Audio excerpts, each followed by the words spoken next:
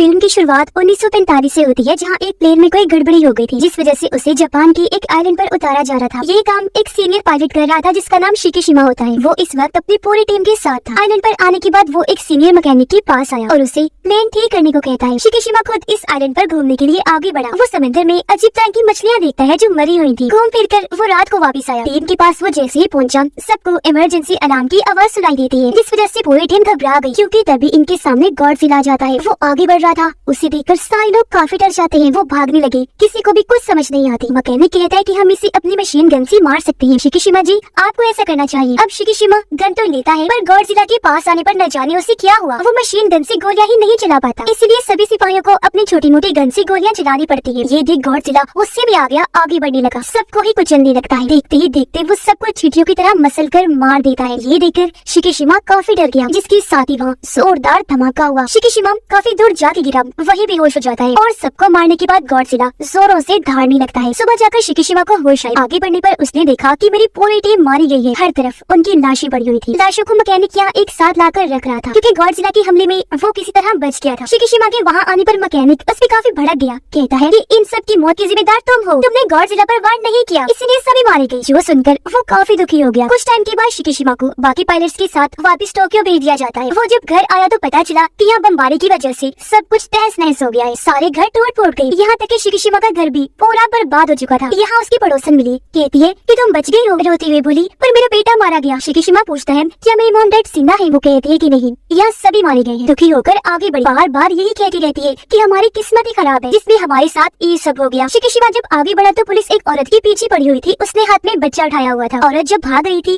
तो वो उसके सामने आ गया। तब औरत शिकीशिमा को वो बच्ची पकड़ाकर वहाँ से भाग जाती है। वो जब थोड़ा आगे बढ़ा तो वही औरत उसके पास आई। शिकीशिमा उससे पूछता है कि तुम कौन हो। वो बताती है कि मेरा नाम नोरी है। ये बच्ची मुझे एक जगह पर मिली थी, मैंने इसे ले लिया, क्योंकि इसके मॉम डैड भी धमाके में मारे गए। ये सुनकर शिकीशिमा कहता है ठीक है, और बच्ची उसे पकड़ाकर आगे बढ़ने लगा। नोरी भी उसके पीछे पीछे जाने लगी। कहती है कि तुम हमें इस तरह अकेले नहीं छोड़ सकती। रात के वक्त ये लोग शिकीशिमा के घर के पास गए। नोरी बताती है कि मेरा इस दुनिया में कोई नहीं है, और सच बात तो ये है कि इस बच्चे की मॉम ने इसे मेरे हवाले कर दिया था, ये कहकर कि अगर मुझे कुछ भी हुआ तो इसे तुम पाल लेना। तो सुनकर शिकीशिमा काफी खुश हो गया। कहता है कि तुम बहुत अच्छे इंसान हो जो इस छोटी सी बच्ची को पाल रही हो। अगले दिन काम की तलाश में शिकीशिमा आगे बढ़ा। पड़ोसन उससे पूछती है कि वो औरत और बच्ची कौन है। शिकीशिमा जवाब देता है कि मुझे नहीं पता, वो मेरे पीछे आ गई थी। हमारी तरह वो भी बेघर और लाचार है। पड़ोसन फिर पूछती है कि वो बच्ची हर वक्त क्यों रोती रहती है, क्या उसकी मॉम उसे दूध नहीं पिलाती, कोई चीज नहीं खिलाती। शिकीशिमा कहता है कि वो उस औरत नोरी की बच्ची नहीं है। ये सुनकर पड़ोसन को बच्ची पर तरस आ गया। वो उसे दूध पिलाती है। ये उसे शुक्रिया अदा कहती है और एक साथ ही रहने लगे। एक साल तक सब ऐसे ही चलता रहा। एक दिन शिकीशिमा कहता है कि मुझे गवर्नमेंट की एक नौकरी का खत मिला है, जिसमें मैंने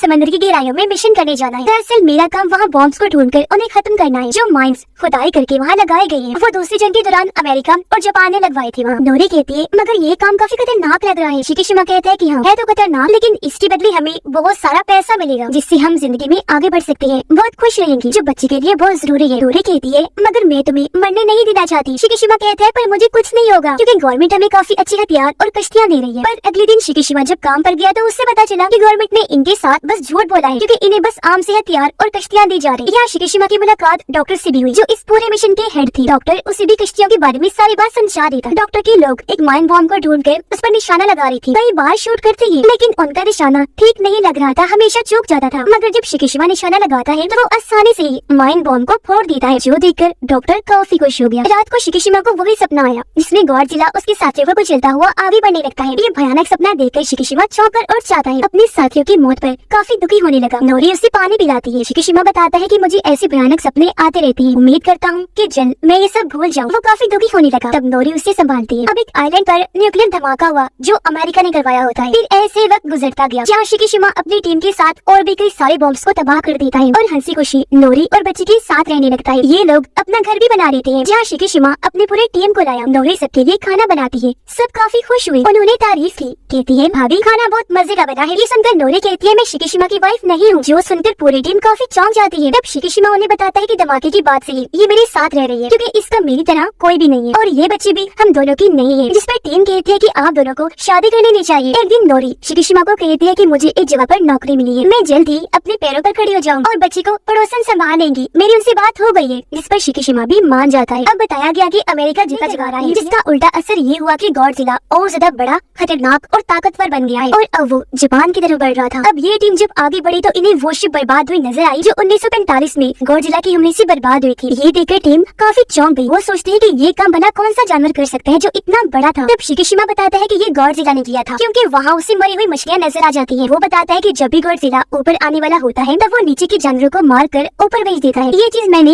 एक आइलैंड पर देखी थी। अब अचानक ही कई सारी बड़ी मरी हुई मछलियाँ शिप के चारों तरफ फैल जाती है, जो देख शिकीशिमा काफी घबरा गया क्योंकि समझ गया था कि यहाँ पे गॉडजिला आ रहा है। वो डरते हुए कहता है कि हमें यहाँ से जल्द निकलना चाहिए, जिसके साथ ही गॉडजिला पानी से बाहर आ जाता है। वो इनकी शिप के पीछे लग गया था और ये लोग तेजी से आगे बढ़ रहे थे। शिकीशिमा और डॉक्टर एक काफी बड़ा बॉम्ब पानी में फेंकते हैं जो गॉडजिला से जा टकराता है। इन्होंने कई सारे धमाके किए पर गॉडजिला का जिस्म इतना मजबूत था कि इन धमाकों का उस पर कोई असर नहीं होता, बल्कि अब वो अपना मुंह भी बाहर निकाल कर आगे बढ़ने लगता है। ये लोग एक और बॉम्ब पानी में फेंकते हैं लेकिन बॉम्ब को फोड़ने वाली तार ही कट हो जाती है। इसलिए शिकीशिमा ऊपर आकर मशीन गन से गॉडजिला के मुंह में कई सारे शॉट्स करता है, जिससे वहाँ धमाके होने लगे और गॉडजिला के मुंह का एक हिस्सा तबाह हो जाता है। लेकिन अचानक ही खुद ब खुद हील होकर ठीक हो जाता है और अब वो पूरा उठ खड़ा हुआ। इससे पहले शिप पर हमला करता, तभी दूसरी साइड से जापान की आर्मी आकर अंधाधुंध गॉडजिला पर हमले करने लगती है, जिससे वो काफी गुस्से में आ गया। शिप के नीचे से जाकर हमला कर देता है, पूरे शिप को पलटने लगा। मगर वो लोग अभी भी नहीं रुकते, बार बार उस पर वार करते रहते हैं, जिससे गॉडजिला भी जख्मी हो गया पानी में चला जाता है और अब वो खतरनाक लहरें छोड़कर शिप को पलट के ही रख देता है। फिर पानी से बाहर आकर जोर से दहाड़ने लगा। शिकीशिमा की टीम काफी डर जाती है और अब वो वापस से पानी में चला जाता है। इस हमले में शिकीशिमा भी काफी जख्मी हो गया। वो जब घर आया तो नोरी उसे देखकर काफी परेशान हो जाती है, कहने लगी कि तुमने इतने सालों से हमें संभाल रखा है पर आज तक नहीं बताया क्यों रहती हो। शायद तुम मुझे अपनी जिंदगी का हिस्सा नहीं समझती और अगर तुम अपने दुखों को सुनाकर बांट लोगे तो वो तुम्हें कम लगेगी। तब शिकीशिमा बताता है कि 1945 की मेरी गलती की वजह से सारी टीम मारी गई। मुझे मशीन गन से गॉडजिला को मारना था लेकिन मैं काफी डर गया, हमला मुझसे हुआ ही नहीं, इस वजह से गॉडजिला ने मेरी पूरी टीम को मार दिया। ये सुनकर नोरी उसे संभालती है कि देखो जो किस्मत में लिखा है वो होकर ही रहता है और जिसे जिंदा रहना है वो किसी भी हालत में नहीं मरेगा। शिकीशिमा कहता है मैं हर रोज ये चीजें याद करके मरता हूँ, काश मैं भी उनके साथ उसी आइलैंड पर ही मर जाता। नोरी फिर उसे समझाती है कि देखो अगर आज तुम जिंदा हो तो जरूर तुम्हारी जिंदगी का कोई बड़ा मकसद बाकी। उधर समंदर में गॉडजिला फिर से आ गया जो अब एक शिप की तरफ बढ़ने लगता है। वो टीम भी गॉडजिला पर अंधाधुंध हमले करने लगती है। घर में शिकीशिमा बच्चे के साथ था जहाँ अचानक इमरजेंसी अलार्म बजने लगता है। रेडियो में बताया जा रहा था कि गॉडजिला ने एक शहर पर हमला कर दिया है, जो सुनकर शिकीशिमा को नोरी के लिए काफी फिक्र होने लगी क्योंकि वो भी उसी शहर में ही नौकरी के लिए गई, जबकि उस शहर में गॉडजिला तबाही मचाता हुआ आगे बढ़ने लगता है। इस वक्त नोरी एक ट्रेन में बैठी गॉडजिला को देख रही थी और अब वो उस ट्रेन पर ही हमला करके पूरी ट्रेन को ही उठा लेता है। वो नोरी वाली ट्रेन के डब्बे को मुंह में लेकर चबाने लगता है। नोरी काफी डर गई जो एक जगह लटकी हुई थी और अब वो अपनी जान बचाने के लिए पानी में कूद पड़ती है। यहाँ कुछ रिपोर्टर्स गॉडजिला की रिपोर्टिंग कर रहे थे उसकी वीडियो बनाकर, उन्हें वो देख चुका था और अब गॉडजिला उनकी तरफ बढ़ने लगा, लेकिन वो फिर भी वहाँ से नहीं हटी। गॉडजिला वहाँ आकर मुक्के से उस पूरे टावर को तबाह कर देता है। वो टूट गया जिससे सारे रिपोर्टर्स मारे जाते हैं। नोरी जब भाग रही थी तो यहाँ शिकीशिमा आ गया और अभी दोनों सारे लोगों के साथ भागने लगते हैं। गॉडजिला भी उनके पीछे पीछे ही था जहाँ आर्मी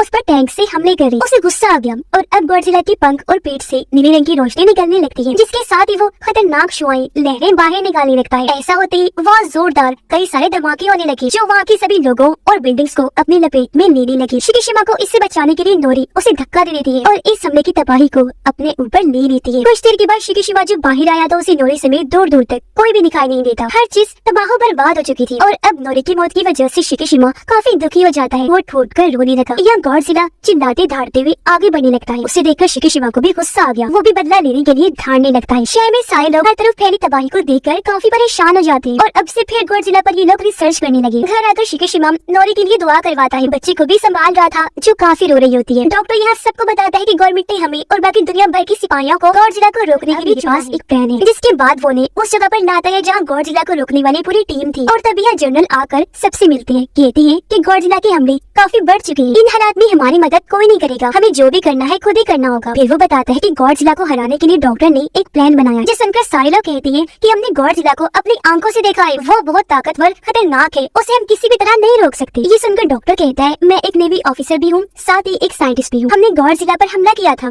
जिसमें हम कामयाब भी हुए थे। हमने उसका आधा चेहरा धमाके से उड़ा दिया था, लेकिन वो दोबारा हील होकर ठीक हो गया था। पर इस बार हमारे पास नया प्लान है। हम शिप्स के जरिए गॉडजिला के जिस्म के अलग अलग हिस्सों पर गैस के सिलेंडर लगा देंगे, फिर उसी की स्पीड से काफी तेजी से उसे समंदर की गहराइयों में फेंक दिया जाएगा। जिस समंदर में हम ये करने वाले हैं वो काफी गहराई में जाने की वजह से प्रेशर उसका जिस्म बर्दाश्त नहीं कर पाएगा, जिससे वो मर सकता है। ये सुनकर एक ऑफिसर पूछता है कि अगर उसे कुछ ना हुआ तो? इस पर डॉक्टर कहता है कि अगर कुछ ना हुआ तो फिर हमारे पास प्लान बी भी है। प्लान बी में गॉडजिला जब पानी की गहराई में होगा तब उसके जिस्म पर लगाए गए सिलेंडर्स पर बेलोस गुब्बारे खुल जाएंगे, जिससे गॉडजिला जिस स्पीड से नीचे गया था उसी स्पीड से वापस ऊपर आने लगेगा। 2-3 बार बेलोस के खुलने पर वो प्रेशर बर्दाश्त नहीं कर पाएगा और उसकी मौत हो जाएगी। ये सुनकर एक ऑफिसर पूछता है, सर आपको यकीन है कि इन हमलों से गॉडजिला मारा जाएगा? इस पर डॉक्टर कहते हैं कि शायद, लेकिन ये हमें करना ही पड़ेगा क्योंकि इसके अलावा हमारे पास और कोई रास्ता नहीं है। उसका साथ जनरल भी देते हैं कि गॉडजिला पहले ही काफी कुछ तबाह कर चुका है, अब हमें उसे रोकने के लिए ये जरूर करना चाहिए, जिसके लिए वहाँ के सारे ऑफिसर्स मान जाते हैं। शिकिशिमा अपनी पूरी टीम के पास आया। डॉक्टर उन्हें कहता है कि गॉडजिला को समंदर में सही जगह पर लाने के लिए हमें एक प्लेन को तैयार करना है जो हथियारों से भरा हो, और अब मुझे एक बेहतरीन मैकेनिक की जरूरत है जो ऐसा प्लेन तैयार कर दे। ये सुनकर शिकिशिमा कहता है कि ये काम मेरा दोस्त मैकेनिक कर सकता है, मैं उसे ढूंढ कर लाऊंगा। और अब शिकिशिमा उसे काफी ढूंढ कर आखिर उसके घर गया, जहाँ मैकेनिक उससे मिल भी जाता है, लेकिन वो आज भी उसे काफी बातें सुनाता है कि तुम्हारी वजह से 1945 में हमारी पूरी टीम मारी गई थी। शिकिशिमा कहता है, हाँ मैं जानता हूँ, लेकिन अब मुझे अपनी गलती सुधारने का एक मौका मिला है जिसमें मुझे तुम्हारी मदद चाहिए। गॉडजिला को मारने के लिए हमें एक प्लेन चाहिए जिसे तुम्हें तैयार करना होगा। इससे हमारे गवर्नमेंट और आर्मी की भी हम मदद कर सकते हैं, साथ ही करोड़ों लोगों की भी जानें बचा सकते हैं। जिसके लिए वो मैकेनिक मान गया। वो शिकिशिमा के साथ उस जगह पर आया जहाँ उसने प्लेन तैयार करनी थी। वो आगे बढ़ा, अपने काम पर लग जाता है प्लेन को तैयार करने में। और डॉक्टर ने भी कई सारे हथियार और गैस सिलेंडर तैयार करवा लिए थे। कुछ ही दिनों में प्लेन भी तैयार हो जाती है। कुछ दिन के बाद शिकिशिमा बच्चे से आकर मिला, जहाँ उसने एक पेंटिंग बनाई हुई थी जो कागज वो शिकिशिमा को देती है। जो देख वो कहता है कि बेटा इस पेंटिंग में तुम काफी दुखी लग रही हो, क्या बात है? इस पर वो कहती है कि जी क्योंकि मुझे मोम बहुत याद आ रही है। जो बताकर वो रोने लगी। उसे देखकर शिकिशिमा को भी काफी दुख हुआ।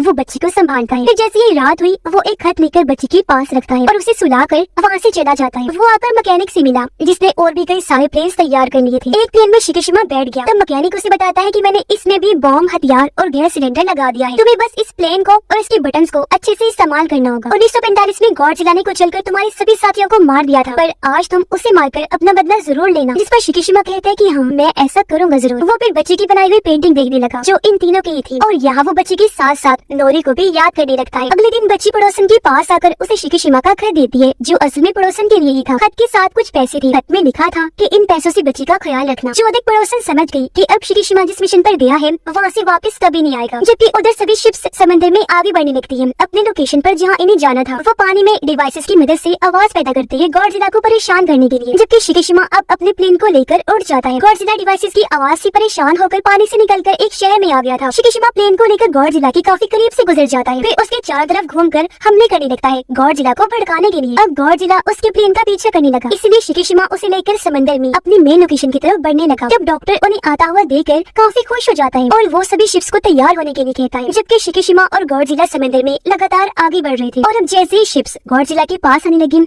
उसके जिस्म से फिर से नीले रंग की रोशनी चमकने लगती है। एक बार फिर पानी में शुआएं लहरें छोड़ता है, जिससे यहाँ एक बार फिर जोरदार धमाके होने लगे, लेकिन इस बार शिप्स पर इसका कोई खास असर नहीं होता। जिसके बाद ये लोग पानी में सिलेंडर्स फेंकने लगते हैं। गॉडजिला की चारों तरफ घूमकर उसके पूरे जिस्म पर सिलेंडर्स लगाने लगते हैं, क्योंकि इस वक्त उसका पूरा ध्यान शिकिशिमा के शिप पर ही था। और अब ये लोग अपने शिप्स के जरिए सभी सिलेंडर्स को चला देते हैं, जिसके साथ ही काफी तेजी से गॉडजिला को पानी में डबो दिया जाता है। उसका जिस्म पानी में 1500 मीटर तक नीचे चला जाता है। फिर अचानक ही वो रुक गया, जो देखकर सभी लोग काफी खुश हो जाते हैं, क्योंकि उन्हें लग रहा था कि गॉडजिला मर गया होगा, लेकिन वो इतनी आसानी से मरने वाला नहीं था। पानी में जाकर भी वो उनकी रस्सियों को खींचने लगता है, जिससे वो भी समझ गई कि वो अभी तक जिंदा है। इसलिए अब वो प्लान बी के मुताबिक सिलेंडर में लगाए गए बैलून्स को ओपन करने लगते हैं, जिससे गॉडजिला एक बार फिर से तेज स्पीड में ऊपर आने लगता है, लेकिन 800 में डूब जाता है। और अब वो उन बैलून्स को एक एक करके तोड़ने लगता है। इसीलिए अब रस्सियों को खींचकर गॉडजिला को ऊपर लाने की कोशिश की जाती है। कुछ ही देर में वो ऊपर आ तो गया, पर उसके जिस्म पर एक भी खरोच नहीं आई होती। वो जोर से ढारने लगा, फिर से शुआओं की लहर बनाने की तैयारी करता है। उसका खतरनाक बड़ा सा मुंह देखकर सब लोग काफी डर जाते हैं। अपनी मौत को सभी लोग अपनी आंखों के सामने देख रहे थे। वो हिम्मत अब हार चुकी थी, लेकिन अभी भी शिकिशिमा प्लेन में बैठकर आगे बढ़ रहा होता है, जहाँ उसे अपने मरे हुए साथियों के साथ ही नोरी की भी याद आने लगती है, और उसे एक बार फिर बदले का ख्याल आया। इसीलिए अपने प्लेन को लेकर वो गॉडजिला के मुंह में ही घुस जाता है। और अब जैसे प्लेन तबाह हुआ,